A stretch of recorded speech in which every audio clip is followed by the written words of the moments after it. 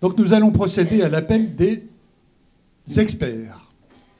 Je pense que comme nous avons, les fois précédentes, dépassé les temps impartis, j'ai pris un minuteur qui sonnera quelques minutes avant la fin de la période, c'est-à-dire que chaque témoin, chaque personne qui va intervenir aura une dizaine de minutes pour s'exprimer.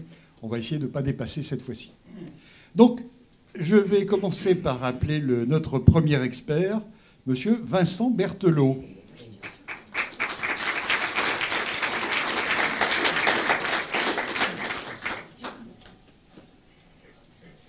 Un petit peu plus d'entrain, Monsieur Berthelot. Alors, je m'inquiète parce que je me dis que la police politique n'a pas tout à fait disparu. Monsieur Berthelot, voulez-vous, s'il vous plaît, nous donner vos noms, prénoms, âge et qualité? Levez la main droite et dites « je le jure ». Je le jure. Non, mais dites qui vous êtes quand même. Ah, mince. Donc, Vincent Berthelot, né à Paris le 10/07/1963, et pour Ici et Maintenant, expert des réseaux sociaux. Tu crois qu'il a menti sur sa date de naissance? Non. Bon. Alors, expert en réseau social, ça veut dire quoi? Pas grand-chose, en fait. Pas grand-chose, puisque nous sommes tous des experts sur les réseaux sociaux. C'est ça le problème.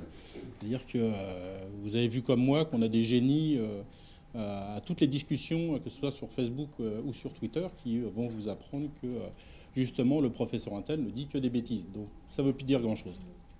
Monsieur Berthelot, je profite d'ailleurs pour le dire à l'ensemble des intervenants, vous avez en face de vous les jurys. Le juré. Les jurés. Le jury.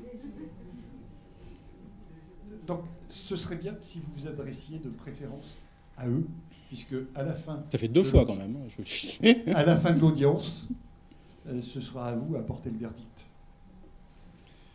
Bon, monsieur Berthelot, alors, juste une petite question personnelle pour commencer, puis après vous pourrez dire ce que vous voulez. J'ai regardé un peu votre approche des réseaux sociaux. Et j'ai regardé quelques messages que vous avez fait passer sur Facebook. Oui, ça commence. Alors, je voulais simplement indiquer que, comme c'est votre spécialité, que vous êtes un observateur aguerri, un utilisateur permanent, comment expliquez-vous qu'on puisse passer d'un régime à l'autre, d'un registre à l'autre, sans pratiquement beaucoup de différences, hein? C'est-à-dire qu'on est capable de trouver dans vos écrits une phrase qui indique la puissance de Facebook pour fédérer les personnes du même avis profite à ce mouvement par agrégation. On est loin de la censure évoquée par certains. Les organisations syndicales devraient en débattre. Donc un message très sérieux, vous en conviendrez. Mais suivi pratiquement tout de suite derrière par... Où est-ce que j'ai noté ça? Voilà. Moi, quand il s'agit de bière, je comprends beaucoup mieux les mathématiques. Oui. Non, mais il y avait toute une explication après sur justement le fait que demander toujours plus aux plus riches était peut-être une erreur au bout d'un moment. D'accord. C'était qu'une partie. Je vous laisse la parole. Mais c'est une réalité. D'ailleurs, ce que j'ai écrit est assez corrosif, donc j'espère que tous ceux qui me suivront pourront apporter le positif des réseaux sociaux, puisque le commissaire a été aussi un petit peu dans le négatif. L'utilisation de Facebook, telle que vous l'avez évoqué, pour moi, c'est une cour de récréation. Je ne sais pas pour vous, mais je n'utilise pas Facebook comme j'utilise LinkedIn ou Twitter même, où la ligne éditoriale est plus tenue. Facebook, alors pour le coup, c'est là où je retrouve le plus d'amis de tout horizon. En tout cas, en tant qu'expert des réseaux sociaux, pour faire vite sur l'historique des réseaux sociaux, vous savez bien que... il y a eu en premier Internet, du moins ARPANET, puisque ça a été développé par l'armée américaine. Puis nous avons eu les réseaux sociaux sur un campus américain avec Facebook. Donc, en résumé, guerre et sexe. C'est plus SAS que guerre et paix, mais ça commençait sur des bases quelque peu problématiques et qu'on continue à avoir. Puisque actuellement, on s'aperçoit qu'il y a un besoin de se sentir important, de se sentir au même niveau que tout le monde. Donc c'est un besoin d'horizontalité. Vous l'avez bien vu d'ailleurs sur La plupart des échanges, c'est on n'a pas été entendu et à partir de maintenant, on le sera. Et puisqu'on est un petit peu entendu, on va continuer à occuper le terrain, qu'il soit médiatique ou qu'il soit celui des ronds-points, d'ailleurs, tout simplement. 3 milliards quand même, à peu près, de personnes sur les réseaux sociaux, alors que ce soit les réseaux sociaux publics ou que ce soit les réseaux sociaux d'entreprises. Ou que ce soit les réseaux sociaux de certains pays comme la Chine qui ne sont pas tout à fait accessibles. Alors, tout de même, quoi, on peut se dire que à lire, parce que je pense que si vous êtes ici, c'est que vous êtes intéressé par les réseaux sociaux, à lire vos timelines, à lire les différents statuts, on peut des fois se décourager devant... alors c'est Umberto Eco d'ailleurs, vous ne l'avez pas cité, mais qui, lui, se déplorait le fait que sur les réseaux sociaux, il y avait les mêmes imbéciles qu'on trouvait au café du coin qui nous parlaient du rugby, des choses comme ça, sauf que là, on devait tous les supporter.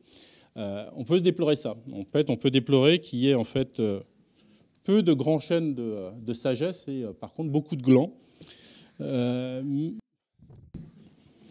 Mais ceci étant, quand on dépasse ça, on retrouve dans le mouvement des Gilets jaunes quelque chose qui doit percuter en particulier les organisations syndicales. Si vous avez noté aussi l'utilisation des réseaux sociaux par les Gilets jaunes, c'est quelque chose qui est tout à fait captivant. En fait, ce qui a été le déclencheur, c'est l'image.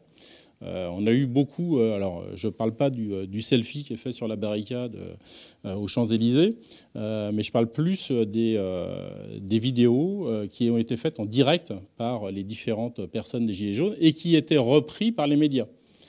Et c'est la première fois qu'on a à la fois une explosion d'un mouvement qui n'a pas de leader au début, par son horizontalité, qui est générale à toute la France, mais qui est repris fortement par les médias comme caisse de résonance. Parce qu'en fait, si personne n'en parle, le mouvement s'éteint. Le réseau social par lui-même ne suffit pas.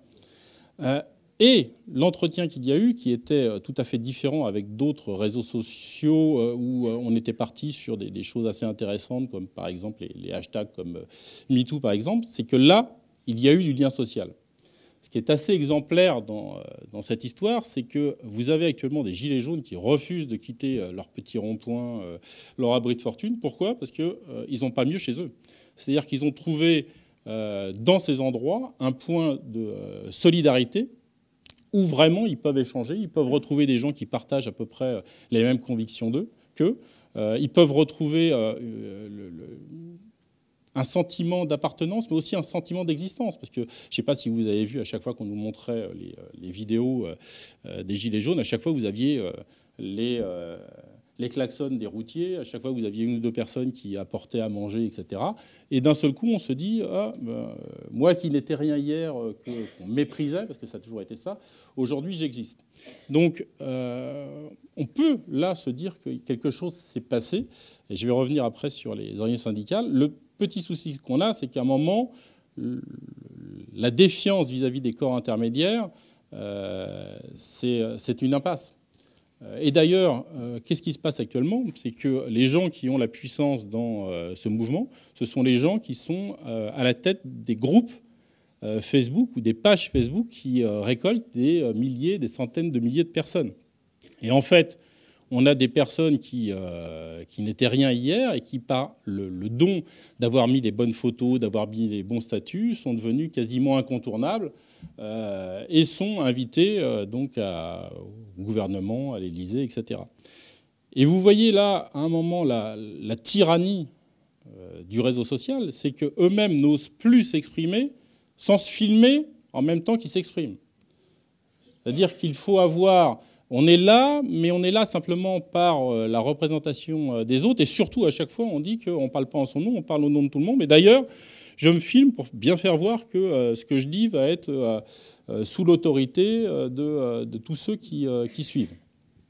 Donc on a juste un souci quand, à un moment, il faut décider. On le voit bien actuellement d'ailleurs, où la machine peine un petit peu. On est aussi dans... ce que méchamment on pourrait appeler la démocratie des crédules. avec le nombre de fake news qu'on a eu, je veux dire, ça a été magistral quand même, depuis un moment, sur que ce soit la Constitution qui n'avait plus lieu d'être, et donc on avait Emmanuel Macron qui ne devait pas être président, que ce soit l'attentat à Strasbourg qui était un complot. Il y a donc toute cette théorie du complot, et c'est entretenu. Pourquoi ? Parce que la plupart des gens like, cliquent, retweetent, sans même lire l'article. Ils ne le regardent pas. Hein. Je veux dire, le titre a l'air sympa et puis ça va dans mon sens, ça me réconforte. Eh ben, j'y donne de l'écho. Même je le commande, quoi. Je n'ai même pas lu le truc. Tout ça amène à croire et à développer une idée qui est renforcée par les algorithmes de Facebook. Parce que les Gilets jaunes n'auraient peut-être pas existé sans Facebook. Facebook, vous savez bien que l'algorithme fait qu'on vous donne dans votre réseau à la fois les suggestions d'amis, de personnes, de contenus qui vous ressemblent. C'est-à-dire qu'il n'y a peut-être plus la Stasi, mais il y a Facebook. Et Facebook, toutes vos données, ça l'intéresse. Ça l'intéresse au maximum. Et ça l'intéresse que vous passiez beaucoup de temps à dire du mal d'un tel, ou à commenter le Premier ministre qui est nul, ou à revendiquer que ce qu'on a donné, c'est des miettes et qu'on veut autre chose, etc. Toutes les données qu'on est en train là de produire sur Facebook, Facebook les analyse. À la limite, pour caricaturer, je dirais qu'à un moment, Facebook va vous proposer du sérum physiologique, des casques pour les protections, etc., parce qu'il a repéré que vous êtes sur ces réseaux et que vous parlez de ça. Et donc, on a un sentiment que forcément on a raison, puisqu'on est sans arrêt alimenté sur des contenus qui sont orientés. C'est-à-dire qu'on n'arrive pas à casser cette machine. Il faut vraiment faire un effort. Déjà. Et oui, monsieur Berthelot. Et bien, je finirai sur l'utilisation, de façon lapidaire, sur l'utilisation de